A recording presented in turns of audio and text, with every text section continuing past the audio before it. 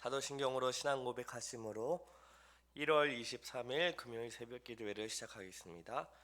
전능하사 천지를 만드신 하나님 아버지를 내가 믿사오며 그 외아들 우리 주 예수 그리스도를 믿사오니 이는 성령으로 잉태하사 동정녀 마리아에게 나시고 본디오 빌라도에게 고난을 받으사 십자가 엿박혀 죽으시고 장사한 지 사흘 만에 죽은 자 가운데서 다시 살아나시며 하늘에 오르사 전능하심 하나님 우편에 앉아 계시다가 저리로서 산자와 죽은 자를 심판하러 오시리라.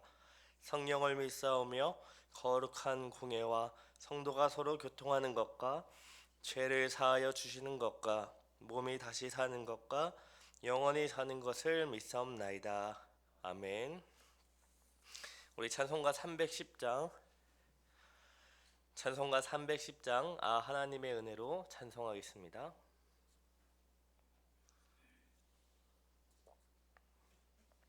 찬송가 310장 하나님의 은혜로 다 같이 찬송하겠습니다. 하나님의 은혜로 있을 데 없는 자 왜 구속하여 주는지 난 알 수 없도다. 내가 믿고 또 의지함은 내 모든 형편 아시는 주님 늘 보호해 주실 것을 나는 확실히 아네. 왜 내게 구세 믿음과 또 복음 주셔서 내 마음이 항상 편한지 난 알 수 없도다. 내가 믿고 또 의지함은 내 모든 형편 아시는 주님 늘 보호해 주실 것을 나는 확실히 아네. 왜 내게 성령 주셔서 내 마음 감동해 주 예수 믿게 하는지 난 알 수 없도다. 내가 믿고 또 의지함은 내 모든 형편 아시는 주님 늘 보호해 주실 것을 나는 확실히 아네. 주 언제 강림하실지 혹 밤에 혹 낮에 또 주님 만날 그곳도 난 알 수 없도다. 내가 믿고 또 의지함은 내 모든 형편 아시는 주님 늘 보호해 주실 것을 나는 확실히 아네. 기도하겠습니다. 사랑과 은혜가 많으신 하나님 아버지 감사합니다. 우리를 단잠에서 깨워주시고 추운 날씨에도 주님 앞에 나와 주의 은혜를 찬양하며 주의 말씀으로 우리에게 은혜를 주시니 참으로 감사합니다. 우리의 구원이 우리가 아닌 하나님으로부터 또 하나님으로 인해 완성되고 그리하여 우리를 통해 영광 받아주시는 하나님께 무한한 감사를 드리옵니다. 때로 우리에게 주어진 인생과 형편이 우리가 원하는 대로 풀리지 않고 우리가 원하는 것이 더디 이루어진다 할지라도 우리의 이해를 넘은 하나님의 놀라운 섭리의 손길 앞에 겸손히 또 낮아지고 또 하나님을 바라보고 하나님께 은혜를 구하게 하시니 참으로 감사합니다. 하나님께서 시작하시고 또 이루어시며 마침 완성하시는 그 구원의 놀라운 역사를 말씀을 통해 우리가 늘 살펴보고 우리가 받은 은혜가 그리스도 예수 안에서 받은 은혜가 이 세상의 그 어느 것보다 비교할 수 없을 만큼 영광스럽고 찬란하다는 그 사실을 늘 깨달으며 감사하며 찬양해 나가는 우리 모두 되게 하옵소서. 그리하여 바울이 복음을 전하기 위해 목숨을 아끼지 않은 것처럼 우리도 복음을 전하여 하나님을 기쁘시게 하는 우리 모두 되게 하옵소서. 이제 하나님 말씀을 듣습니다. 성령 하나님 조명하여 주셔서 주의 뜻이 무엇인지 밝히 알려주시고 우리 모두가 그 뜻에 순종할 수 있도록 은혜를 더하여 주시옵소서. 감사드리오며 이 모든 말씀 예수님의 이름으로 기도합니다. 아멘.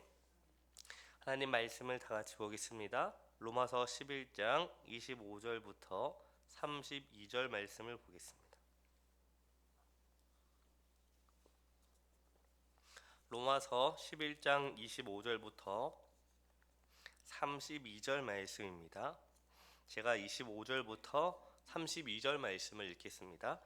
형제들아 너희가 스스로 지혜 있다 하면서 이 신비를 너희가 모르기를 내가 원하지 아니하노니 이 신비는 이방인의 충만한 수가 들어오기까지 이스라엘의 덜어는 우둔하게 든 것이라. 그리하여 온 이스라엘이 구원을 받으리라. 기록된 바 구원자가 시온에서 오사 야곱에게서 경건하지 않는 것을 돌이키시겠고 내가 그들의 죄를 없이 할 때에 그들에게 이루어질 내 언약이 이것이라 함과 같으니라. 복음으로 하면 그들이 너희로 말미암아 원수된 자요 택하심으로 하면 조상들로 말미암아 사랑을 입은 자라. 하나님의 은사와 부르심에는 후회하심이 없느니라. 너희가 전에는 하나님께 순종하지 아니하더니 이스라엘이 순종하지 아니하므로 이제 긍휼을 입었느니라. 이와 같이 이 사람들이 순종하지 아니하니 이는 너희에게 베푸시는 긍휼로 이제 그들도 긍휼을 얻게 하려 하심이라. 하나님이 모든 사람을 순종하지 아니하는 가운데 가두어 두심은 모든 사람에게 긍휼을 베풀려 하심이로다. 아멘. 지난 시간에 우리는 구원이 유대인과 함께 시작하여 이방인에게로 갔다가 다시 유대인에게로 돌아오는 하나님의 섭리를 살펴보았습니다. 바울은 이방인이 자신의 구원에 대해 자만하지 않도록 경계하였는데요. 이방인이든 유대인이든 모든 구원은 하나님이 이루시기 때문입니다. 오늘 본문 25절을 다시 보시기 바랍니다. 제가 읽겠습니다. 형제들아 너희가 스스로 지혜 있다 하면서 이 신비를 너희가 모르기를 내가 원하지 아니하노니 이 신비는 이방인의 충만한 수가 들어오기까지 이스라엘의 덜어는 우둔하게 된 것이라. 여기서 신비라는 말은 입을 다물다 라는 동사에서 왔습니다. 그래서 신비는 인간이 스스로도 알지 못해서 전할 수도 없어서 입을 다물어야 하는데 하나님의 은혜로 우리에게 알려진 것이지요. 이것을 계시라고 합니다. 하나님의 은혜로 이 신비를 알게 된 바울은 구원을 받은 사람이 구원을 베푸시는 하나님의 경륜을 알지 못한다면 스스로를 지혜롭게 여겨 결국 자만하게 될 것을 우려합니다. 이는 구원을 받은 자가 내가 구원받은 이유가 지혜롭기 때문에 구원을 받았다고 착각을 하여 구원의 공로를 하나님이 아닌 자신에게 돌리기 때문이죠. 이러한 자만은 유대인과 이방인 모두에게 나타났습니다. 유대인은 하나님의 의에 무지하여 자기의 의를 세우려고 하나님의 의를 무시하였습니다.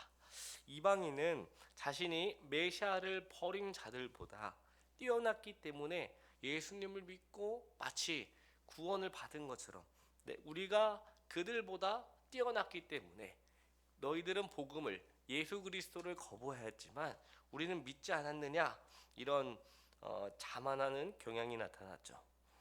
유대인이나 이방인이나 이런 자만은 구원의 주체이신 하나님의 섭리에 대한 무지의 결과라고 바울은 말하죠. 오늘 본문 25절과 26절 제가 다시 읽습니다. 형제들아, 너희가 스스로 지혜했다 하면서 이 신비를 너희가 모르기를 내가 원하지 아니하노니, 이 신비는 이방인의 충만한 수가 들어오기까지 이스라엘의 더러는 우둔하게 된 것이라. 그리하여 온 이스라엘이 구원을 받으리라 기록된 바, 구원자가 시온에서 오사 야곱에게서 경건하지 않는 것을 돌이키시겠고. 바울은 이 신비를 이스라엘 전체가 아니라 일부가 우둔하게 되었으며, 그들이 우둔하게 된 것은 구원에 이르지 못하는 실패가 아니라 일시적인 현상이라고, 하나님의 섭리의 한 과정일 뿐이라고 말합니다. 유대인의 실패가 회복이 되는 전환점은 언제일까요? 이방인의 충만한 수가 주님께로 돌아가는 시점입니다. 즉, 하나님이 이방인 중에서 택하신 그의 모든 백성이 부르심을 받아 하나님께로 돌아오면, 유대인 중에서도 택함을 받은 사람들 전부가 하나님께로 돌아올 것이다 라고 말합니다. 따라서 유대인이 이방인에 비해 더 못났기 때문에 실패한 것도 아니고, 이방인이 유대인에 비해 더 잘났기 때문에 구원을 받은 것도 아닙니다. 구원은 하나님께서 이루어 가신다는 사실을 바울은 강조하는 것이죠.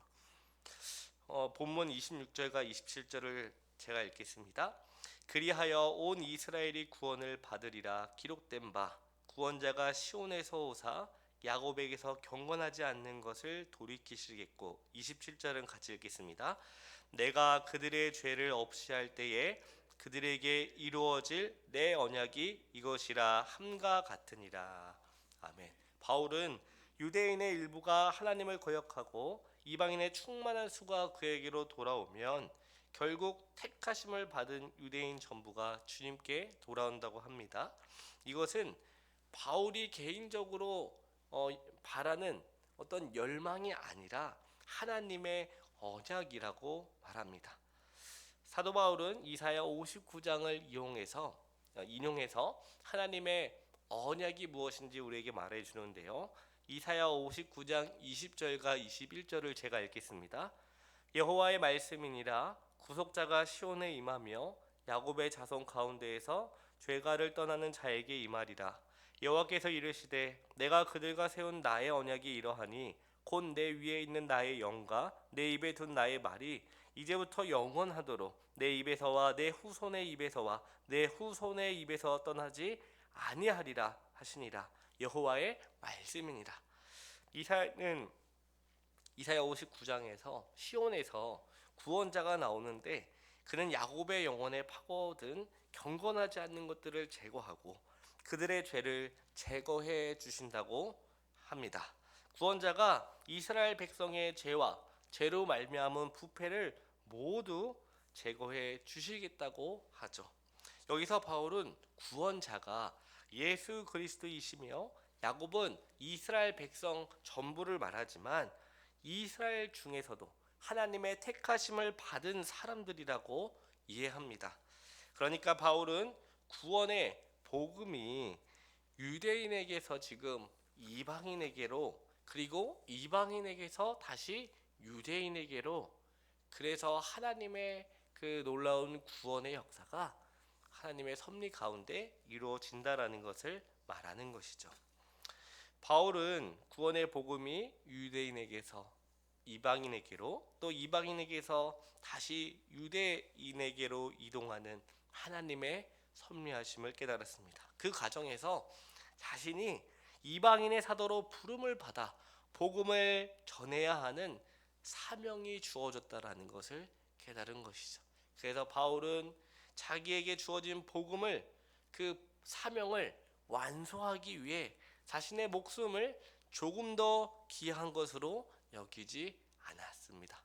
자신이 이방인들에게 복음을 열심히 충만한 수가 돌아오기까지 전하면 하나님께서 다시 복음을 이방인에서 유대인에게로 자신의 동족을 구원해 주실 것이라는 것을 잘 알고 있었기 때문입니다. 우리 사랑하는 응국가족 여러분, 사도 바울은 지금 하나님께서 놀라운 구원의 역사를 펼쳐나가시는데 자기가 지금 어떤 부르심을 받으며 어떠한 사명이 주어져 있음을 분명하게 알았습니다.